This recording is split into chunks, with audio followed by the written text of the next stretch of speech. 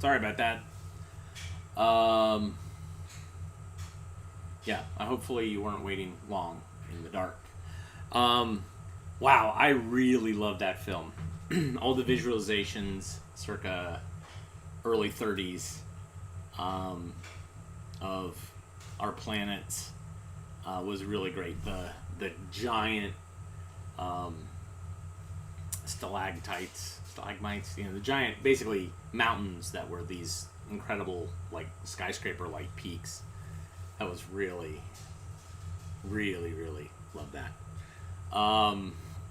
And it's interesting to see what we got right in that film and what we got wrong. And it was actively changing. And chances are the people who made this film were not scientists. They were just going with what was the,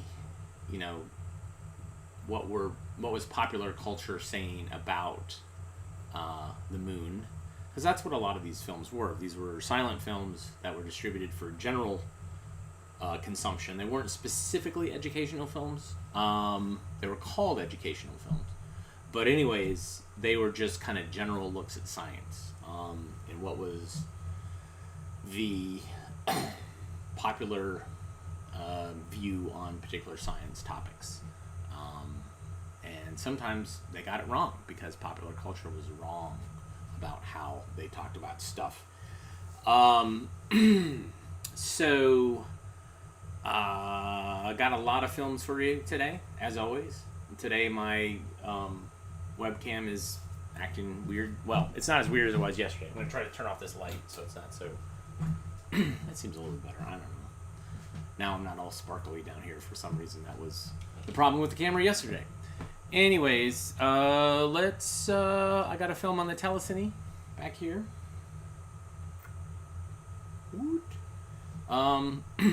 It's called... we got a film set up called Learning to be a Good Sport. One of the great things about being at the archive is I can go to the back and pull films that we haven't seen and show them to you live. So this is probably the 21st century premiere of this film. Enjoy.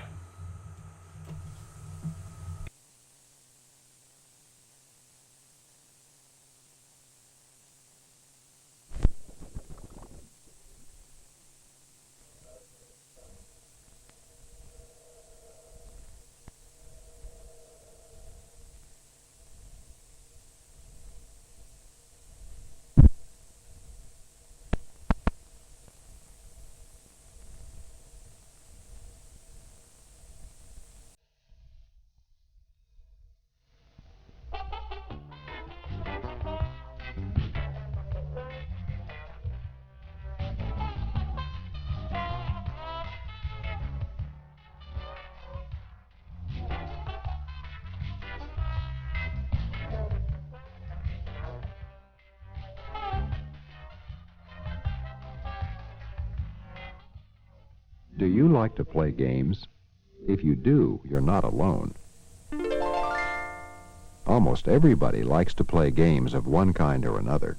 Board games, playground games, sports. But no matter what kinds of games they like, most people play them for one reason: to have a good time, to have fun. A lot of the fun might come from just playing the game, or even from just being with friends.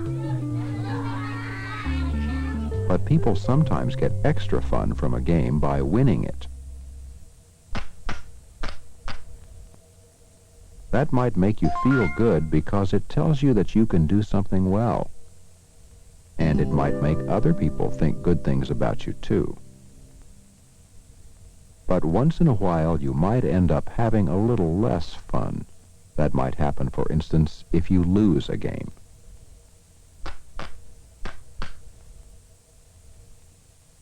Losing might make you feel a bit sad, and might even make you feel left out because the winner gets more attention than you do. Losing a game doesn't take much fun away for most people, though, because they know that with most games you lose sometimes. But you also win sometimes. and either way, it's still fun to play. But whether you win or lose a game, there is one thing that can really spoil the fun, and that is a bad sport. What's a bad sport? Well, suppose a person who wins a game brags about it. I'm really a good player. You'll never be as good as I am. And tries to make the person who lost feel bad. Boy, are you a rotten player. That person is being a bad sport. A winner who is a bad sport can make losing feel really terrible. A person who loses a game can be a bad sport too. The loser might get mad, for instance, or refuse to play anymore, or say mean things about the winner. I don't want to play with you anymore. You're no fun. People who do that can ruin the fun for the person who won the game. But they usually ruin their own fun too, because being a bad sport can make losing seem much more important than it really is. There are other kinds of bad sports also, like a person who bosses everybody around, or a person who tries to keep other people from being in the game. Whether bad sports behave badly this way, or when they win, or when they lose, the thing they all do is spoil other people's fun. And no one has the right to do that. And to make things even worse, bad sports usually spoil their own fun too. If that's what bad sports do, what do good sports do? Simple. Good sports try to help everyone have fun playing games, including themselves. As much fun as possible. For instance, a good sport tries to say nice things about the other players when they do something well in a game. Hey, that was a good catch. But what about when other people don't do well? For instance, suppose someone misses a fly ball. A bad sport might try to make the person feel bad by blaming or name-calling. Nice going, Demi. You missed an easy one. But the person who missed the catch would already feel bad, and that would just make things worse. A good sport would try to make the other player feel better, maybe by saying something like, It's okay. We all miss sometimes. This doesn't mean that good sports don't try to do their best. They do. They just never make winning so important that it takes away anyone's fun. If good sports win, they have every right to feel good about the things they did well. And they give credit to the people who won with them, or who helped them win. But they don't brag or try to make the losers feel bad. Instead, they remember how it felt when they lost, and try to make the players who lost feel better, maybe by thinking of something they did well in the game and saying something nice about it. You sure got some good hits. That way, the losing team ends up feeling better. No one's fun is spoiled. And what do good sports do when they lose? Everyone loses sometimes.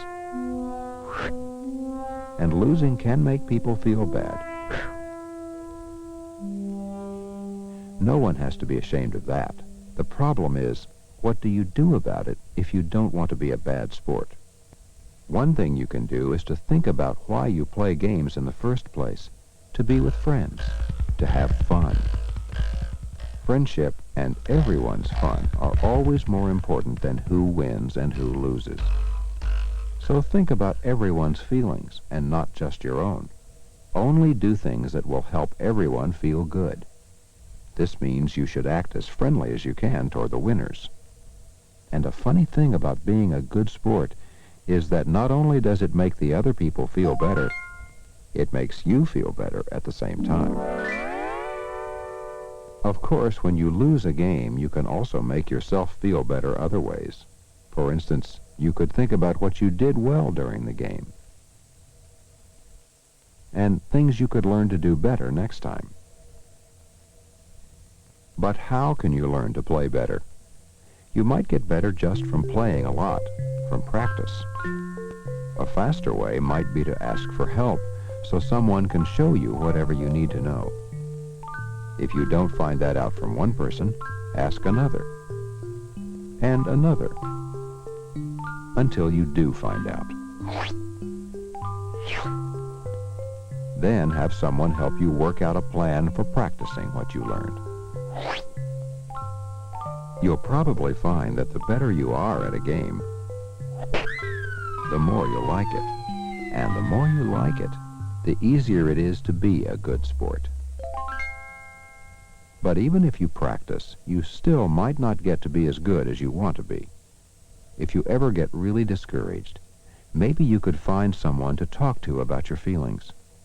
Just having someone listen might make you feel better, and the person you're talking with might be able to suggest other things to help. But no matter what you do and who you play with, it's always a good idea to be a good sport. And if there's ever a time when you're not sure how to be a good sport, just remember this. Never do things to make other people in the game feel bad. Always try to make the other players feel good. That way, you'll be helping to make every game as much fun as possible, for yourself and for everyone else. And after all, fun is what games are for.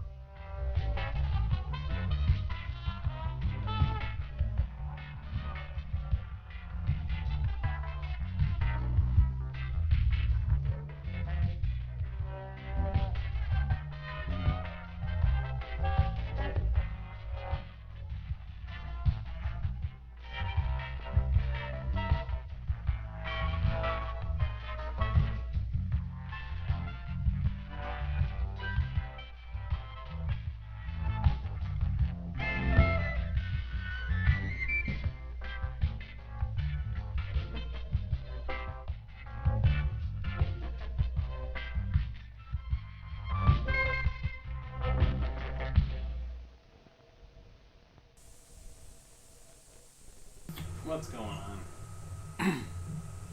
Alright. So, animated, featuring animals. And so this is part of the Beginning Responsibility series. Or I think they call it something else. But essentially, Coronet had this Beginning Responsibility series and featuring real kids. Interacting, and those were made in the 50s and 60s. And this, I think, is a strategic move to animate it. Even though it's more expensive to animate it, what you can do is these films don't have a lifespan. Like, they can continue being shown even today, because you're not featuring actual people, and you're not featuring their clothes, you're not showing... because those go stale after a period of time. Kids and adults stop identifying with things that are obviously old and don't, this film isn't made for me, this was made for my parents or my grandparents. So it's, any opportunity to not pay attention to it, that's one of the reasons. But if you animate it, then it becomes this kind of timeless thing that, the concepts don't change mostly. And so these films could be shown today and probably still be relevant, or seem to be relevant. Certainly there's more issues today, like parents, parents who are bad sports, and how do you reconcile when your parent is a bad sport? But this one featured animals, cartoon animals, and I think this is a departure from what animals look like when they grow up. And so this film, made by Encyclopedia Britannica, bridges that gap, fills in that information about animals growing up. So, enjoy.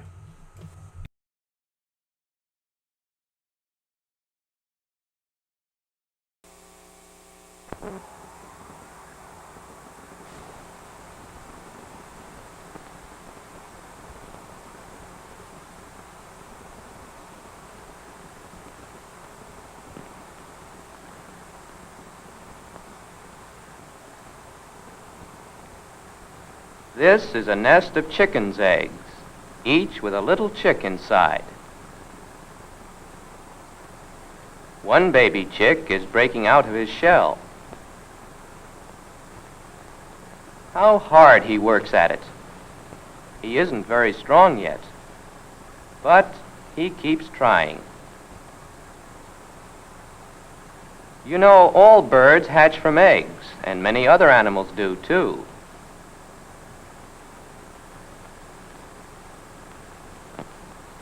This baby chick doesn't look like a grown-up chicken, does he?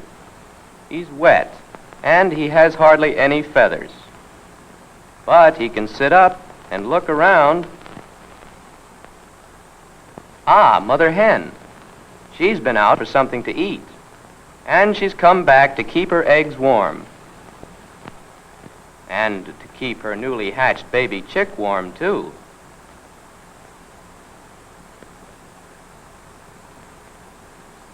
Mother Hen doesn't really have to do much for her chicks, but she keeps the eggs warm and she will protect the chicks while they're babies.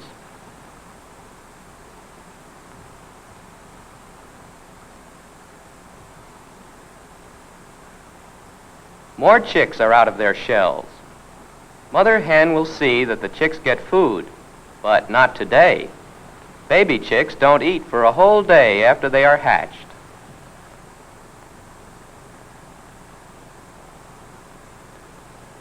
Today, our chicks are 10 days old.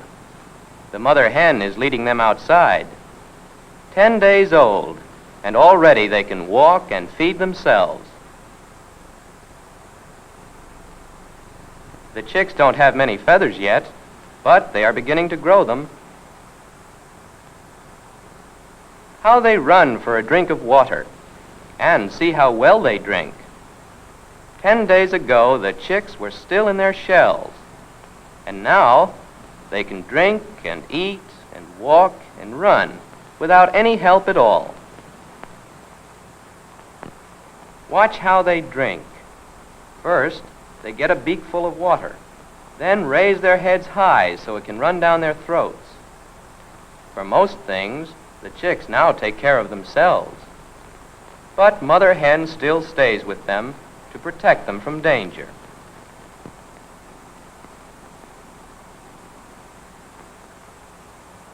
This is another family, a mother dog with puppies less than a day old. They are getting a meal of warm milk from their mother. How small and weak this one is. When puppies are newborn, they can't do very much to help themselves. These puppies want more milk. Mother is restless, but she lets them drink their fill. Mother has short, slick hair and a pug nose, but the puppies don't look much like Mother yet. And they haven't even opened their eyes. Their eyes will be closed several more days. It's 2 weeks later, and Puppy's eyes are open. He can see a little now.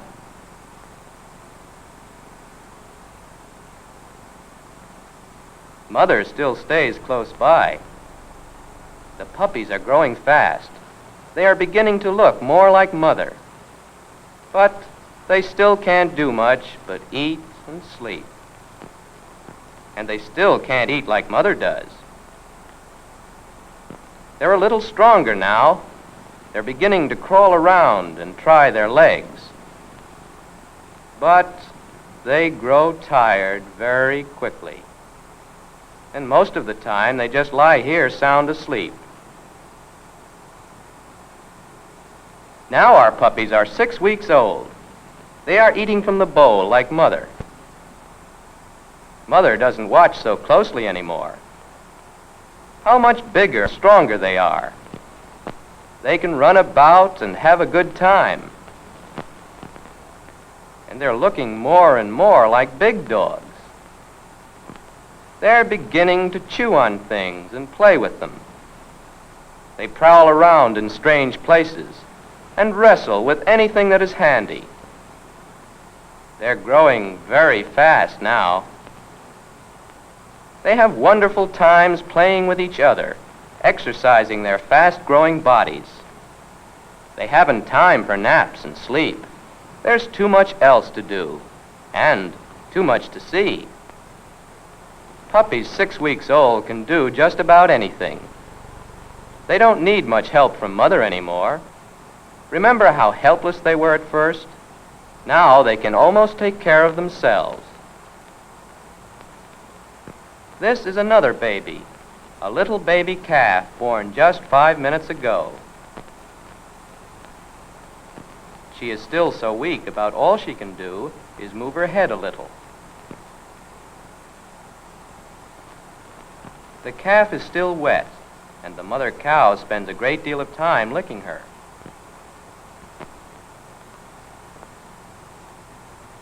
Mother cow has only one calf to look after, so she can watch over it with great care.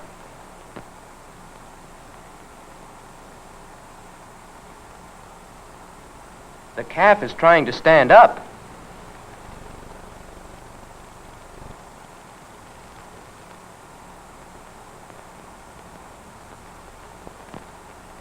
No, not this time. She's still too young and weak. Her coat is a little drier now. It is already beginning to look more like Mother's coat. Later on, she'll have horns like Mother's, too. Another try at standing up. It isn't easy for a baby calf that is still only a little more than an hour old. But even though she's weak and her legs are wobbly, she keeps trying.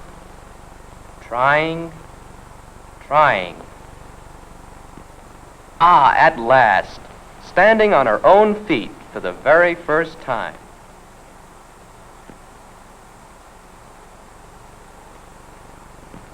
Mother cow is still smoothing out her baby's coat.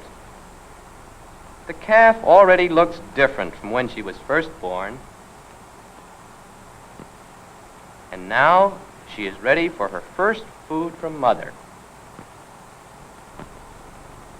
Her mother makes it as easy as she can for the little calf. The calf can hardly make her way about. Mother watches while the baby calf nurses. The first food from Mother will help make the baby calf strong and healthy. Already she can stand up and walk and find her dinner, and only 2 hours old. Mother will lie down for a while, but she still watches over her baby. Well, someone else is going to lie down too, if she can. This is just about as hard as standing up for the first time. But the baby calf is learning.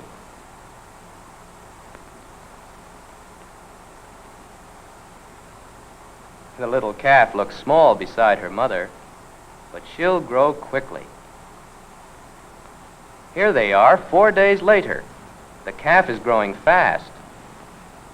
She drinks a lot of Mother's milk, and it's making the little calf stronger.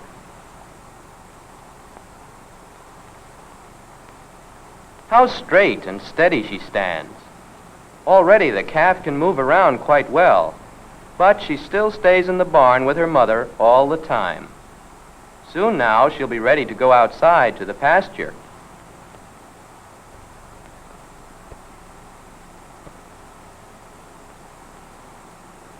Today, all the calves, big and small, are going out from the barn to the pasture. Our little calf is going too.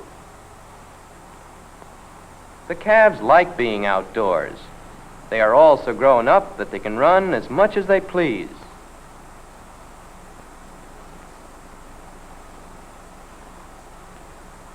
Our little calf runs along with another. She is 4 weeks old. This is the first time she has been out of the barn. And so we have watched our little calf change. Only a month ago, she was a newborn baby that couldn't stand or walk. Now she can run and play in the meadow. Can you remember in what ways the little puppies changed from the time they were born to the time they were 6 weeks old? And can you remember how much the little chick changed from the time he first came out of the egg to when he was 10 days old.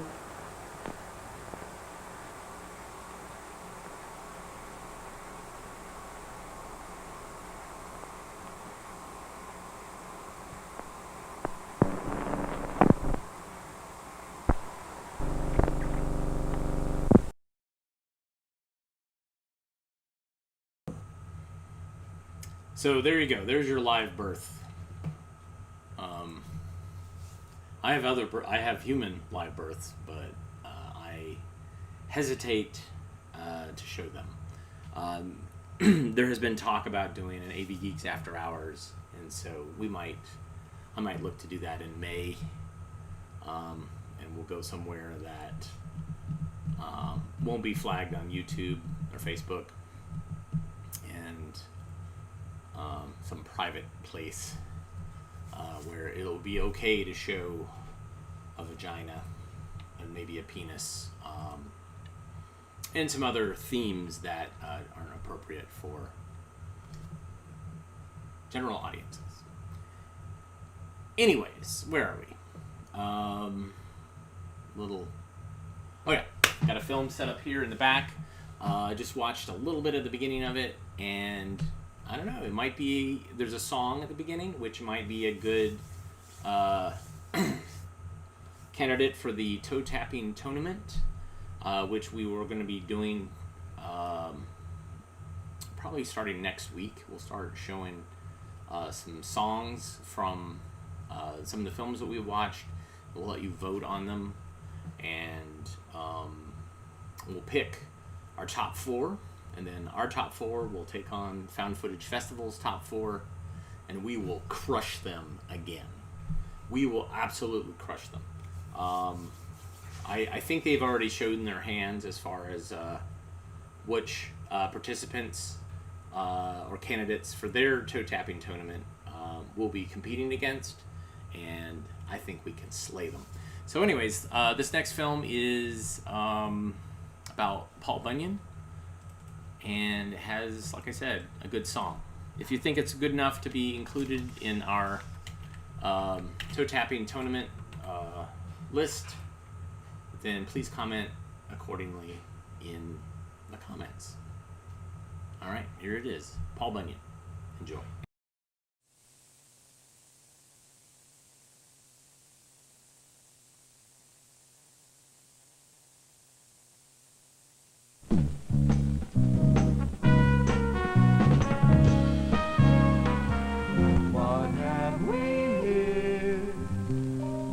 Half a hemisphere, coast to coast, countryside, scattered with diversified artifacts. When you think of a 9-pound hammer or a big blue ox named Dave, you will think of men, of mighty deeds, and maybe you'll catch sight of a lonely deer planting apple trees along a trail, or hear Babe's master shout, "Timber!" But thereby hangs a tale, thereby hangs a tale.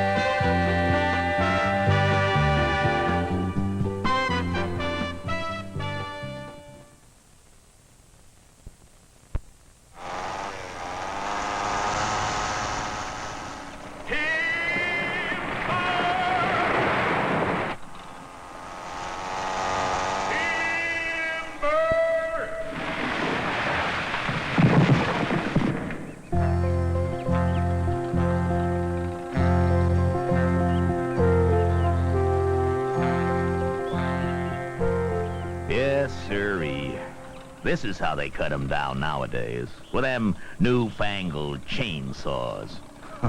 Any 250-pound weakling can do it. Now, in the old days, it took a real big man with a big axe to fell a tree. There was some pretty big ones back then, too. Biggest of them all was Paul Bunyan. By Nellie, he was a big un. Almost as tall as the stories they tell about him. He even started out big. Well, when he was nothing but a snip of a baby, he wouldn't fit indoors. So his pappy built an outdoor cradle for him, so heavy, when Paul got inside, it dented the earth. Every place for miles around was uphill. People got so tuckered out walking uphill all the time, they floated the cradle out to sea. Well, the land leveled off. But when baby Paul rocked his little self to sleep, he made 70-foot waves. Well, you can see them to this day. 70-foot tides coming in on the Bay of Fundy up there between Maine and Nova Scotia. Of course, with a start like that, you'd probably expect him to grow up to be a mighty big fella. Well, he did. So big, he could put sugar on the clouds and eat 'em like cotton candy. Well, when you're a big man, you want big things to do. And what could be bigger than being a logger? I mean logging. Big logs. He started out in the East, because most of the United States was there at that time, in the forests of Maine. Had him a huge ox called Babe, which was blue. That's right, blue. That critter was so much ox all together, it took 4 men standing close together the better part of a day to see from the tip of one horn to the tip of the other. Well, it was hardly ever the same day at both ends of her at once. His first job was to log a whole stand of timber in the Maine hills. That was when he put together his famous logging crew. There was the 7 brothers who could swing axes so fast they was invisible. Brimstone Bill, whose voice was so loud he could sink a mountain with a whisper. Hot Biscuit Slim, the cook, the only man who could bake up a biscuit large enough for Paul Bunyan to bite. Ole, the big Swede, best blacksmith around, but who was so dumb, when he dropped his anvil on his foot, he couldn't remember the word ouch. Well, Paul loaded up Babe and headed north. Now, that enormous animal was so weighted down every step she took, she sank to her knees in solid rock. The holes later filled up with water, and they became all them lakes Maine is speckled with. You don't believe me? Check your map. They set up camp and commenced to toppling trees. Cut down them trees so fast they didn't have time to go crash. Of course, Paul, being thrifty, saved up all them crashes and then set 'em loose the following 4th of July.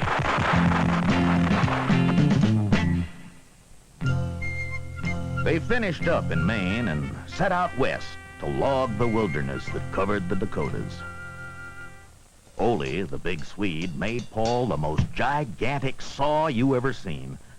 Had more teeth than a herd of crocodiles eating its way through a comb salesman's convention. Paul needed flat land to try it out in.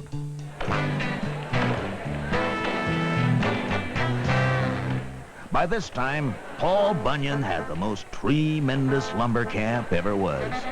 So many loggers, there weren't names enough to go round.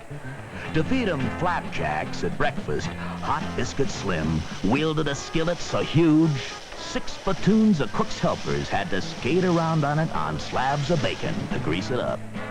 Made flapjacks so big that Slim used dynamite to turn 'em over. Once Paul and his crew got started, the camp bookkeeper, Johnny Inkslinger, had his work cut out just keeping track of all that cut timber. He had to hitch his pen to a big barrel of ink with a hose on it and kept all the bucket brigades from the towns of Fargo, Aberdeen, Sioux City, and Bismarck working full-time just filling that barrel.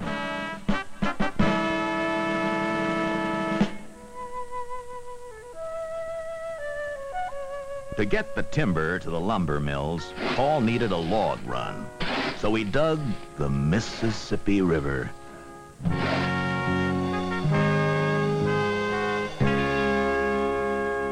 for yourself. It's right there between the Alleghenies and the Rockies, which are nothing more than the earth Paul dug out to form the riverbed. Let's see, that was the same year as the winter of the blue snow. Now that was the gall-darndest thing you ever did see. Snow started falling like usual, only 'twas blue. Blue snowdrifts. Same color as Babe, who blended right in with them. Poor critter. All her life she stood out like a sequoia in the desert. Now, nobody could see her at all. She wasn't the only one who was blue. Them loggers was pretty sad, too. They couldn't do no cutting in all that blue snow. They was homesick for the white kind. Now, Paul knowed he had to cheer 'em up. So he set out west with his invisible ox. When they got to the Pacific, he found that was froze solid. So he kept going right on to China. There he found pure white snow. Which is more proof, if you need it, that what I'm telling you is true, as there has never been any blue snow in China. Anyway, Paul stuffed his pockets full of that snow, and then him and Babe came back to camp. Each and every one of the loggers got a white snowball as a Christmas present, and they kept 'em, too. Well, even today, if you meet a logger who says he was with Paul Bunyan that terrible winter, ask to see his white snowball. If he was really there, he'll pull that snowball right out of his pocket and show it to you. When they was finished logging the Dakotas, there wasn't so much as one tree left. Nary a stick, nary a whisker. And if you've ever seen Dakota, you'd know. It's that way to this day. Paul stomped every tree stump flat into the ground so's folks could come out there and farm. And then he packed up camp and headed west. It was a long, trying trip across deserts so empty there wasn't even any sand in 'em. But Paul got so tired one let his axe drag, and it cut this gully, now known as the Grand Canyon. Well, they finally reached the North Woods, a logger's paradise. Trees so tall it took 2 weeks of falling for 'em to finally hit the ground. It was so cold up there, the cookhouse fire froze. Hot Biscuit Slim had to thaw it out in the sun every morning. Well, your very words froze in the air. About that time, the first chainsaws came into camp, and tractors, too. Paul was so disgusted with all that sissifying stuff. One day, he packed up Babe and headed north. It was the last any of us ever saw of him. I'd always wondered what became of him till just the other day. I saw them pictures the astronauts brought back from the moon.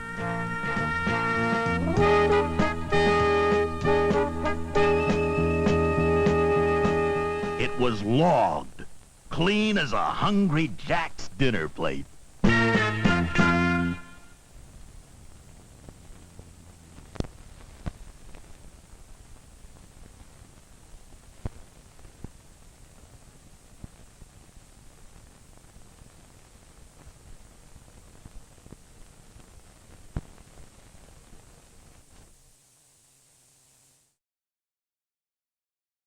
Oh wow! I muted it and then immediately started coughing.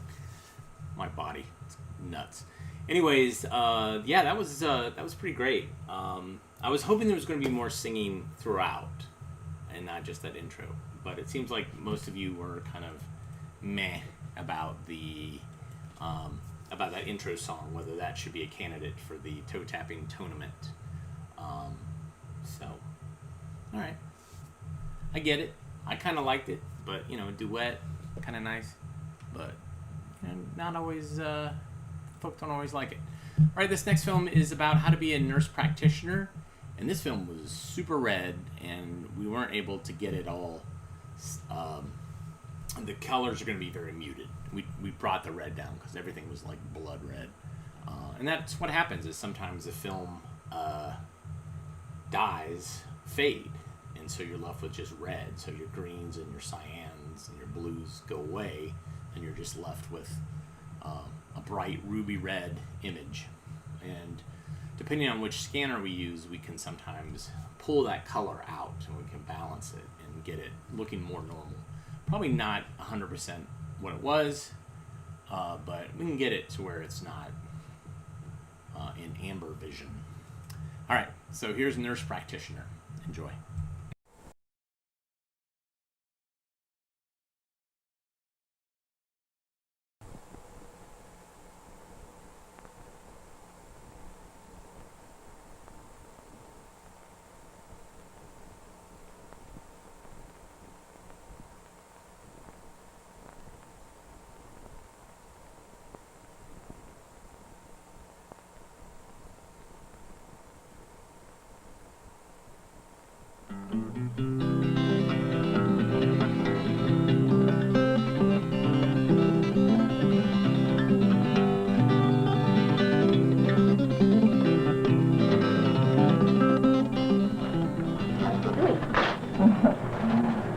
Okay, it's down here. Can you read that, I hope?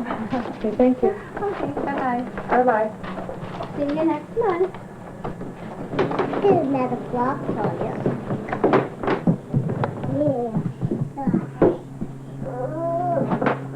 Okay? Can we measure your head? Yeah.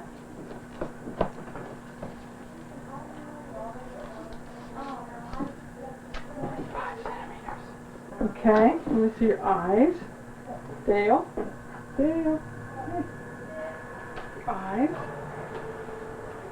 As a pediatric nurse practitioner here in the clinic, I take care of children doing a lot of things as a nurse, the same thing that doctors do. Doctors still continue to do, but more and more have been given the responsibility to nurses who have extra education. And we do physical examinations of children and physical assessment of whether they're growing and developing correctly, and telling mothers and fathers, you know, what's wrong with their children, how to care for them, and how to take care of simple childhood illnesses that other times have been cared for by doctors and are still cared for by doctors in other practices. The redness is gone? The redness is gone completely. Let me look at your throat. Yeah. Yeah. Can I look at your throat? Oh, yucky.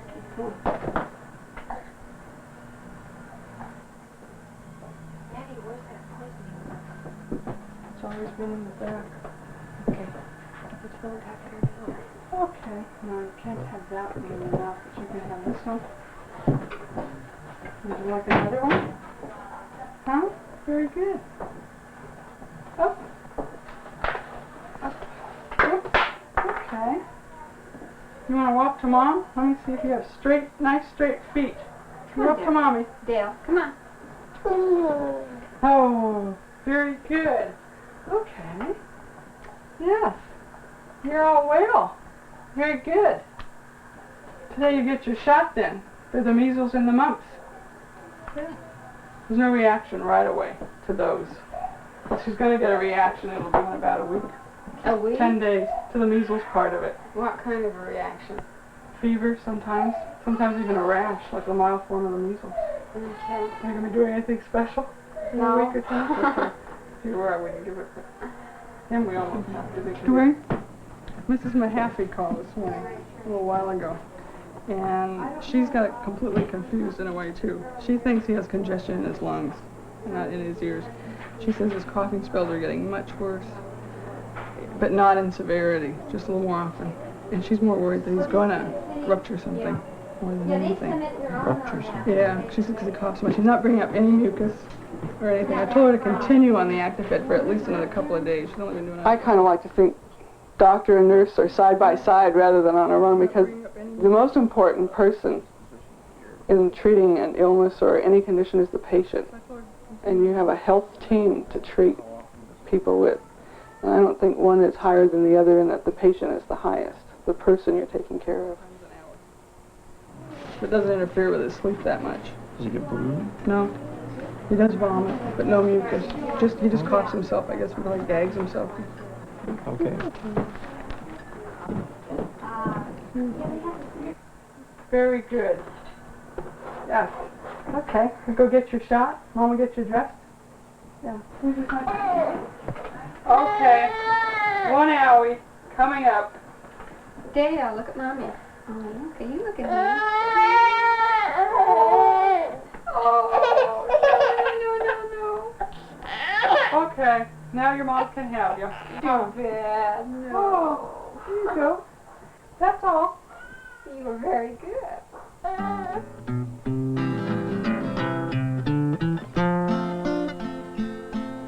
I enjoy working in Ukiah, which is a small town, 10,000 people, and that you have a little more freedom around you to mingle with the people, and you get to know your patients, and you get to see how they really live and how you can tailor their care to their way of life.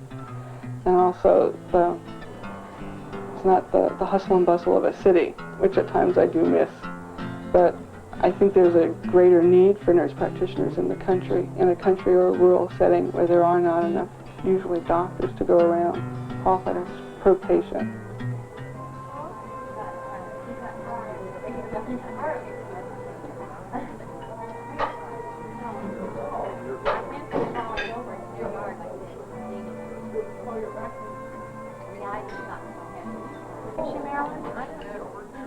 As I came in with Dr. Resnick, she said she vomited.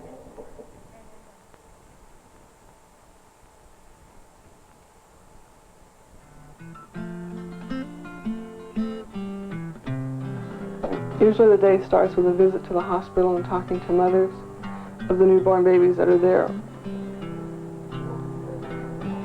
Look for the yellow one. I think she's more yellow than when she left the hospital when she was called. The normal thing. The liver just can't do the job it's supposed to in the first few days. And I think there's something in the mother's breast milk that makes the liver not do the job it's supposed to, so they get a little bit more yellow, breastfed babies. Then I come out to the office, and we have telephone hour in our office from 9 for an hour in the morning and an hour in the afternoon, in which I see no patients and I'm free to answer the phone for any questions parents may have. Has the cough spasms gotten less in any way? So go ahead and continue that for at least a couple more days, and then give us a call back. But if you should get a temperature, call back sooner. Okay? And then I see patients in the morning after that, and in the afternoon after telephone hour. Are you breastfeeding him or bottle feeding? Breastfeeding. How often does he eat? Very irregular. Because yesterday he had about 11:30 p.m. and then he slept most of the afternoon. Didn't eat again until real late yesterday evening. Okay. If he's gonna sleep longer than 3 or 3.5 hours, 4 hours, wake him up and put him to breast. At night, leave him be. Yeah. But during the day, wake him up. He needs to eat when he's this tiny. Was he this yellow when he left the hospital? I think he's gotten darker, more yellow since then. Okay. This is very normal. Doctors and nurses are not always the person who can do the most for the patient. A lot of times it's the parent. And if the parent is educated enough in the right aspect of the medical problem of it, they can, treat their child probably better than a nurse and a doctor can at times. They know how their child responds to different situations. And it leads into the aspect of, in this country, of taking care of people and helping them prevent disease rather than taking care of diseases. And this is the way medicine should start thinking, and health, of preventive diseases rather than just coming in to the doctor when you're sick. Coming to make sure that you're well, and for advice and counseling. This is health. Now, health isn't just being sick. It's being well and how to stay well.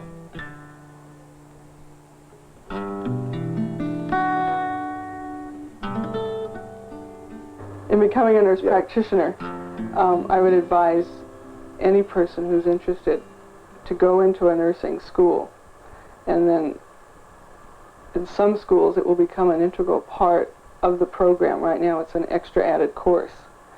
But I think there's some programs that are beginning to put it in the senior year of the collegiate schools of nursing. But I think as a nurse practitioner, for the first time, I'm using every bit of knowledge I learned in the 4 years of nursing school that I went to. You know, I'm using every bit of it from every angle.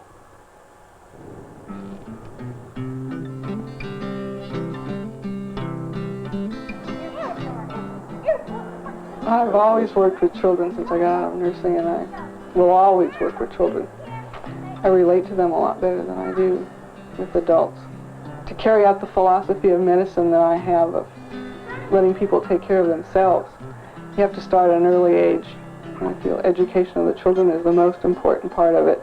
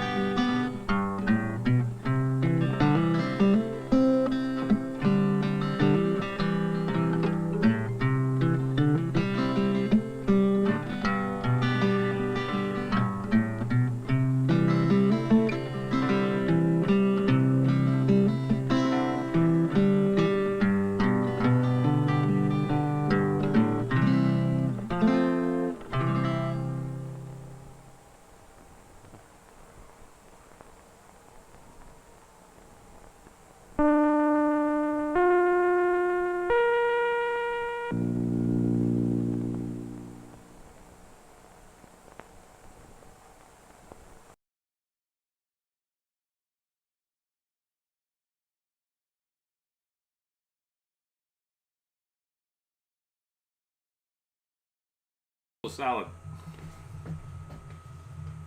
Let me chew off camera. Sorry. I took a big mouthful of salad and then suddenly the film ended. I'm like, crap. Anyway, so that was a smaller educational film company, Pelican Educational Films. I've never really heard of them before. And so it's kind of an interesting look at nurse practitioners. And I'm guessing for those maybe looking to... Oh, that was gross. Sorry. Those looking to pursue that career. And certainly nowadays, nurse practitioners are super important because they are often the ones that you see and prescribe your medicine, so you don't have to see a doctor. Anyways, thanks everybody for tuning in today. Thank you, William and Mitch, for the coffee. It's always appreciated. Caffeine is the one drug that we actively abuse here at AV Geeks. And so thank you for supporting that. We'll be back again tomorrow, and I'm hoping we're going to have a special guest. And I'm not going to quite say who that is, because if it doesn't work out, then you won't be disappointed. But, yeah. My goodness, I'm a mess today. I blame my bronchitis and pollen, which is always throwing things off. Anyhow, everybody have a great rest of your day, and we will be back again live tomorrow on Friday. Everybody take care, and we'll see you soon.